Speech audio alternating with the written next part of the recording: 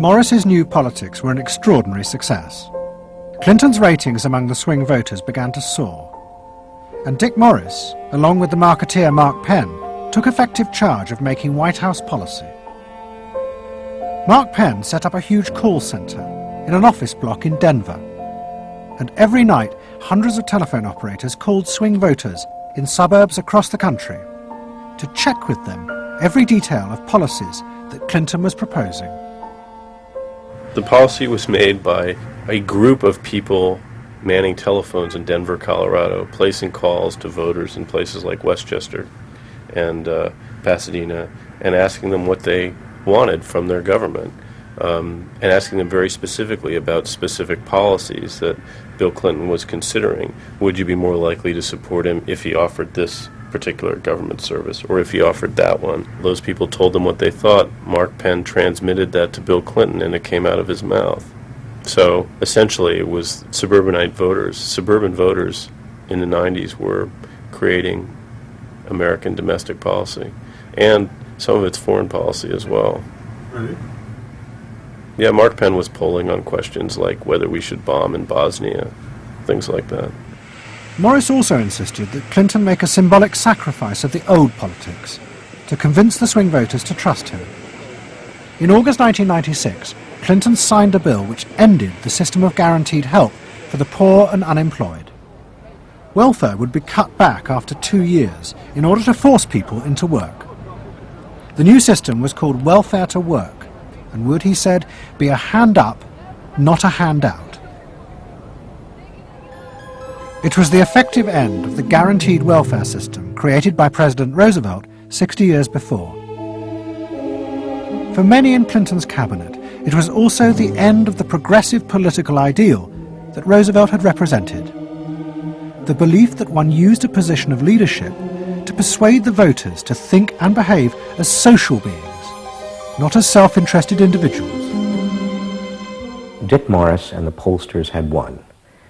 And by that I mean that the people who ultimately got to the president, shaped the president's mind, were those who viewed the voters as just a collection of individual desires that had to be catered to and pandered to. It suggests that democracy is nothing more, and should be nothing more, than pandering to these unthought about, very primitive desires. Primitive in the sense that they are not even necessarily conscious, just what people want in terms of satisfying themselves. And the same triumph of the politics of the self was about to happen in Britain too. In 1994, Tony Blair had become the leader of the Labour Party, and the reforming group centred around Peter Mandelson became all-powerful. Almost every night, Philip Gould ran focus groups with swing voters in the suburbs. But this time he was listened to, and the desires and the fears of the new aspirational classes became the central force shaping Labour Party policies.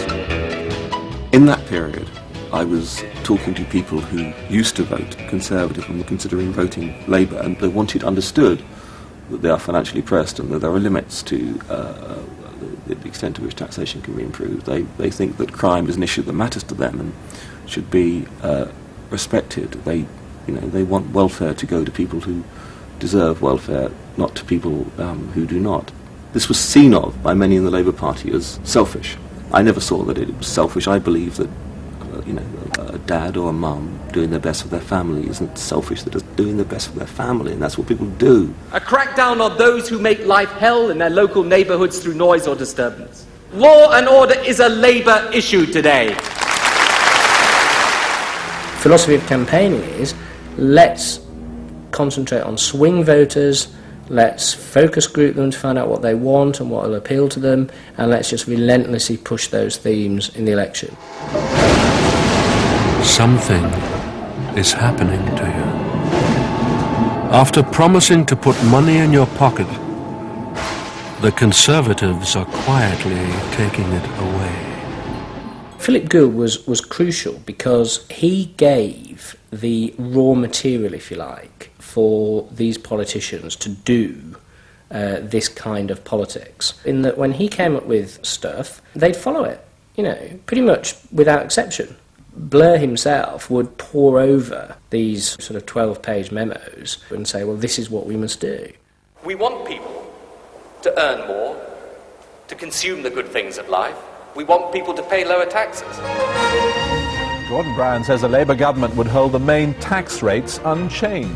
The Labour government will not increase the basic rate of tax. I want to make it clear that I will not increase tax.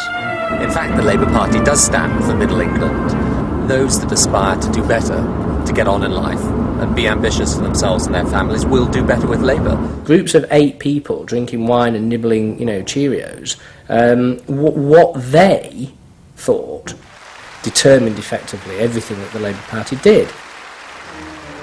And although those running the campaign liked to portray the new approach as their invention, it was in fact copied from the Americans, even down to the phrases that the American marketeers had tested on their swing voters. Peter Mandelson and his team were in the United States watching what we did and copied almost verbatim our approach in their 1997 campaign. The benefit system should be about giving people a hand up, not just a handout. Mandelson's not a fool if he's anything. He saw something that worked, so why not do it? And I can remember reading their manifesto and saying to myself, they just took it lock, stock, and barrel. On one hand you're proud, and on another hand you're bitch. And as in America, Labour was forced to drop policies that would not directly benefit the swing voters, even if it meant sacrificing its fundamental principles. The commitment to public control of industry, which was enshrined as Clause 4 of the party constitution, was dropped. The aim of Clause 4 had been to use the collective power of the people to challenge the unfettered greed of business. But now, Tony Blair was faced with crucial voters who no longer saw themselves as exploited by the free market. They saw themselves as individual consumers who were fulfilled and given identity by what business delivered them. The new Clause 4 promised not to control the free market, but to let it flourish. Business is more powerful than government. It is quicker, it is more creative. Business is the lifeblood of the country. From this come all the benefits that society needs. Employment, investment. I think, frankly, there is only one party getting business right, and that's New Labour. What New Labour did, it suits people who exert power in society not through the political system, or not through the democratic political system. So it suits big business, and it suits entrenched interest, and it suits the status quo. Those 3 things, of course, just off the top of my head, being the things that the Labour Party is supposed to be, a counterforce to. What that means is big business get to carry on exerting their power behind the scenes, getting their way, because there's no countervailing pressure. Countervailing pressure isn't going to come from, 8 people sipping wine in Kettering. Here he goes, turning an awful lot of other blue seats red as well.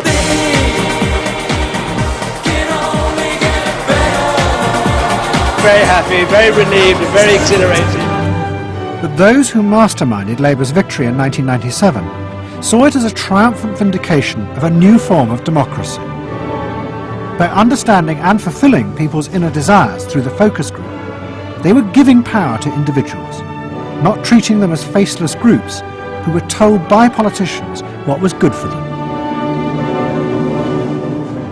I don't see the focus group as some marketing tool. I see the focus group as a way of hearing what the people have to say. And I see the focus group as a way to a new form of politics. What the people give, the people can take away. We are the servants, they are the masters now. 1997 was, I think, fundamentally important in that. I think it is the end of the elitist politics that's dominated Britain for so much of the last 100 years.